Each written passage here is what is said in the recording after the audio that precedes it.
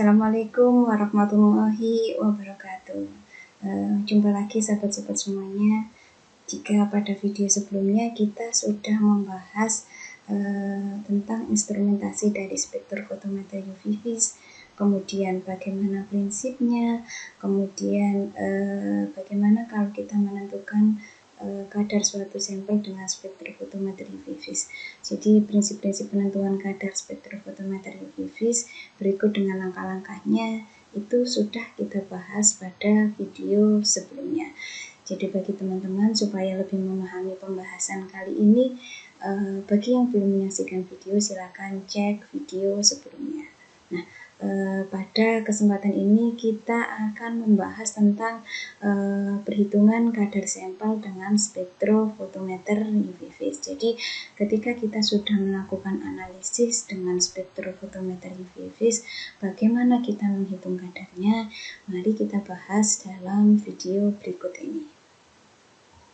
Nah, salah satu aplikasinya adalah analisis kadar kafein dalam kopi bubuk. Ini referensinya saya ambil dari penelitian Suwiyarsa IN, Nuryanti S, dan Hamzah B pada tahun 2018. Kita tahu bahwa dalam penentuan kadar sampel dengan spektrofotometer UV vis, kita perlu membandingkan dengan larutan standar. Jadi nanti ketika dengan mengukur absorbansi dari sampel, kemudian kita bandingkan dengan absorbansi dari larutan standar yang sudah diketahui konsentrasinya, maka nanti kita akan peroleh konsentrasi dari sampel yang kita teliti. Nah, pada penentuan kafein ini dibuat dengan membuat standar. Tentu saja larutan standarnya adalah kafein. Jadi ini ditimbangnya sebanyak 20 mg, kemudian dilarutkan dengan aquades dalam labu ukur 100 ml sampai tanda tira. Nah, dalam larutan standar ini memang kita membutuhkan deretan larutan standar, tapi kita cukup membuat larutan induk satu dulu, kemudian kita encerkan. Kita mengambilnya beberapa, kita encerkan menjadi deretan standar. Jadi tidak perlu berkali-kali menimbang standar kafein. Cukup satu, kemudian nanti kita encerkan pada beberapa labu ukur.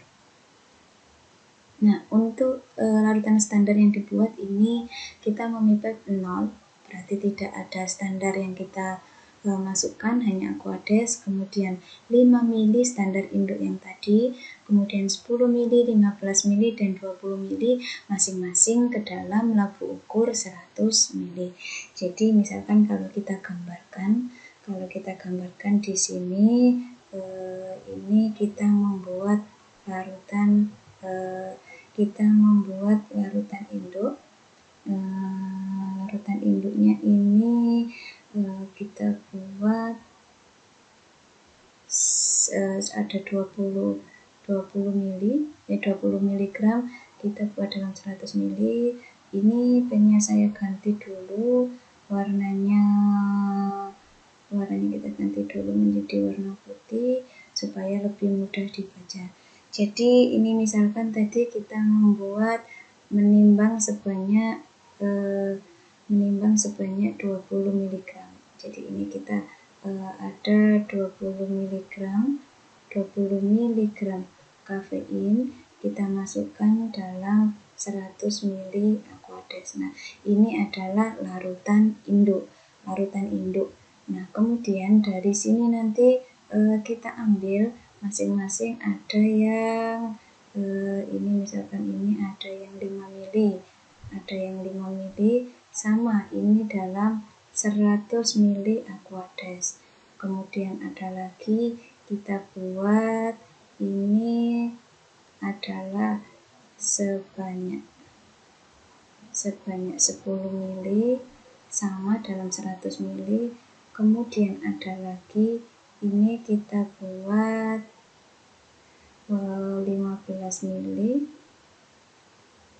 dan satu lagi kita buat standar yang satunya adalah 20 ml. ini 20 mili ya. Nah, kalau kita mau, tentu kalau kita sudah membuat konsentrasi ini, membuat larutan standar, maka kita harus tentukan berapa konsentrasinya. Nah, dalam larutan standar ini, kalau kita menggunakan spektro UV vis, ini satuan yang kita gunakan adalah ppm. Maka kita hitung dulu konsentrasi dari larutan induk. Larutan induk ppm itu adalah miligram per liter. Nah, tadi kita sudah melarutkan 20 mg di dalam 100 ml. Maka kita ubah dalam satuannya liter. 1 liter itu 1000 ml kali 1 liter, maka akan kita peroleh satuan dari ini konsentrasi larutan induknya kita peroleh sebanyak 200 ppm ya. Ini konsentrasi induknya adalah kita peroleh sebanyak 200 ppm. Kita hapus dulu yang tadi, coretan-coretan tadi. Kita kembalikan ke pen. Kemudian kita akan menghitung konsentrasi dari larutan standar. Misalkan yang ini tadi 5 mili, maka di sini nanti bisa kita hitung dari 200 mili diambil 5 mili. Dari 200 ppm larutan induk diambil 5 mili diencerkan menjadi 100 mili. Maka konsentrasinya bisa kita hitung 5 mili per 100 mili kali 200 ppm. Nah, ini bisa kita coret. Jadi kita peroleh larutan induk ini adalah 10 ppm. Kalau kita ngambil 5, kemudian kita encerkan menjadi 100, berarti artinya pengencerannya sebanyak 20 kali. Maka konsentrasinya adalah dari awal ini sama dengan dibagi 20 kali. Berarti 10 ppm, atau kita bisa menuliskan rumuskannya seperti ini. Nah, cara yang sama, yang kedua, yang kita ketika ngambil 10 mili, maka nanti akan kita peroleh sebanyak 20 ppm. Kemudian yang di 15 mili, standar yang 15 mili, ini kita juga akan memperolehnya sebanyak 30 ppm. Begitu juga yang di 20 mili, dalam 100 mili, ini tadi mili, ini kali 200 ppm. Maka kita akan memperolehnya sebanyak 40 ppm. Jadi kita akan mempunyai larutan standar masing-masing konsentrasinya 0, 10, 20, 30, dan 40 ppm. Ini konsentrasi standar yang sudah kita buat ya.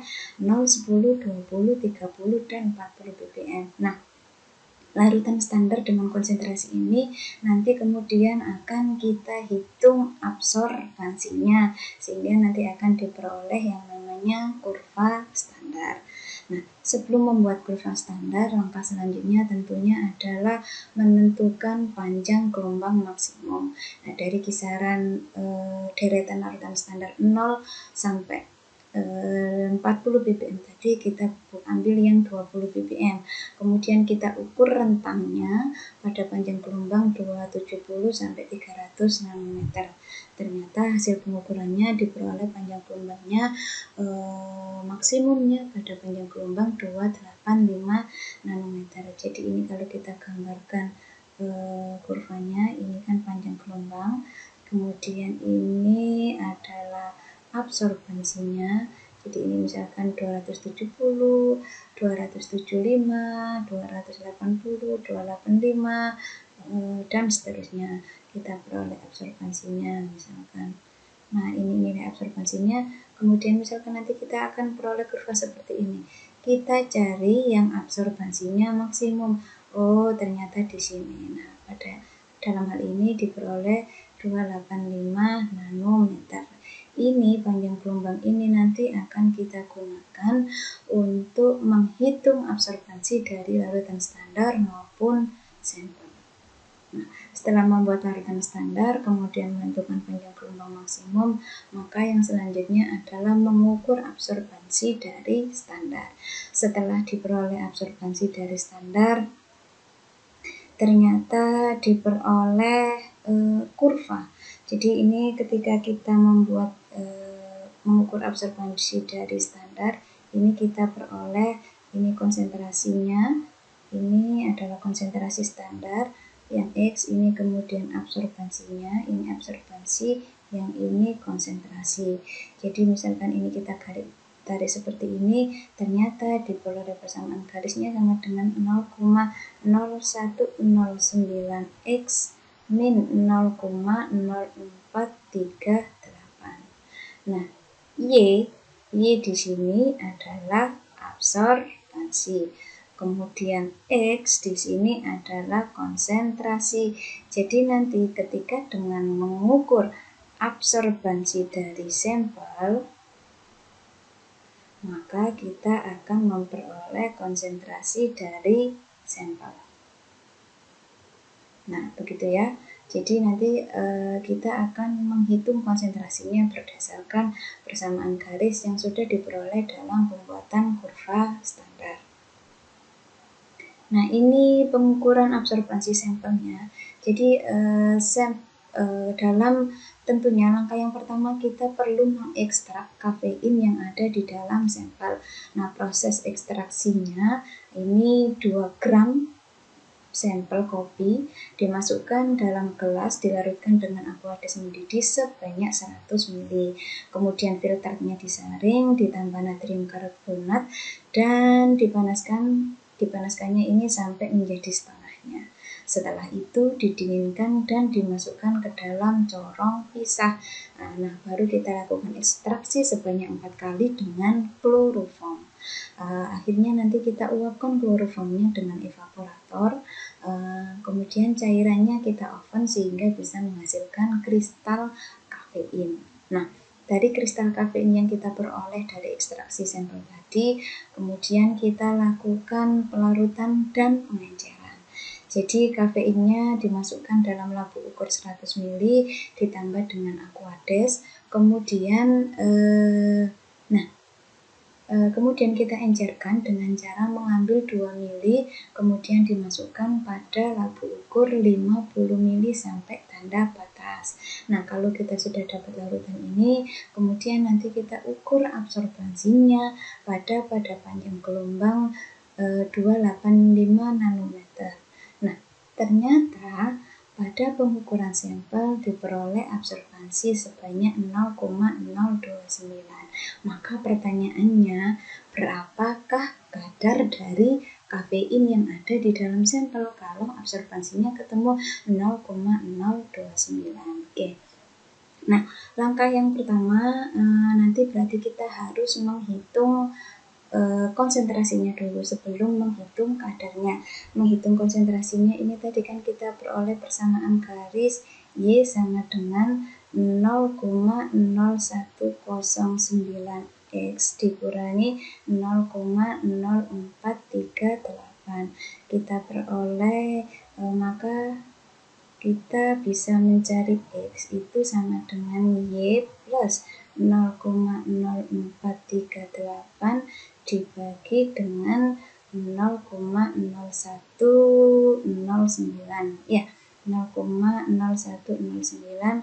Nah, ketika Y-nya sama dengan 0,029, maka X-nya kita bisa peroleh sama dengan 0,029 ditambah 0,0438 dibagi 0,0109. Maka nanti akan kita peroleh sebesar 6,678 ppm. Nah, ini adalah konsentrasi dari sampel. Nah, selanjutnya dari konsentrasi sampel ini kan kita tadi sampelnya itu kita timbang sebanyak 2 gram ya. Kita tadi sebanyak nimbang sampel kopinya itu kita kan tadi 2 gram kopi. 2 gram kopi ini kita masukkan dalam 100 ml. Nah, dari 100 ml ini kan tadi kita ambil sebanyak 2 ml, kita masukkan ke dalam labu ukur 50 ml. Nah, dari 2 mili menjadi 50 mili, artinya kita melakukan pengenceran sebanyak 25 kali. 25 kali. Oke. Nah, kita perlu untuk menentukan kadar kafein dalam sampel. Ini misalkan persen bobot per bobot. Maka ini berarti kafein. Misalkan ini satuannya miligram. Kafein dalam miligram kopi kali 100%. Maka kita perlu mencari dulu berapa miligram kafein yang ada di dalam kopi. Nah, tadi kita sudah memperoleh bahwa konsentrasinya adalah 6, dari persamaan garis tadi kita peroleh 6,678 ppm atau 6,678 miligram per liter. Ini satuannya liter. Nah, ini kan tadi kita ngukurnya, awalnya sampelnya ini 2 gram dalam 100 mili. Maka ini kita kalikan dengan 0,1 liter dari volume yang kita gunakan dalam melarutkan kopi tadi 100 ml ini ya. Maka kita peroleh sebesar 0,6678 miligram. Nah, ini dalam 100 ml, sedangkan yang kita ukur tadi kita lakukan pengencerannya sebanyak 25 kali ini, maka di sini kita kalikan dengan 25. Nah, dalam sampel yang kita ukur ternyata kadar kafeinnya, jumlah kafeinnya sebesar 16,695 mg. Ini adalah jumlah kafein dalam kopi yang kita ukur. Kemudian kalau kita ditanyakan kadarnya, ini persen B per B berarti 16,695 mg kafein dalam ini sampelnya 2 gram. Kalau kita ubah berarti 2000 mg kopi kali 100%. Ternyata kita peroleh sebesar 0,835%. Jadi artinya apa?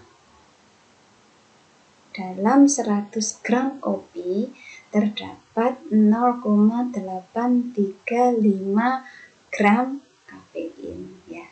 Begitu ya, ini pembahasan penentuan kadar kafein dalam kopi. Sampai jumpa pada video-video berikutnya. Terima kasih, semoga bermanfaat.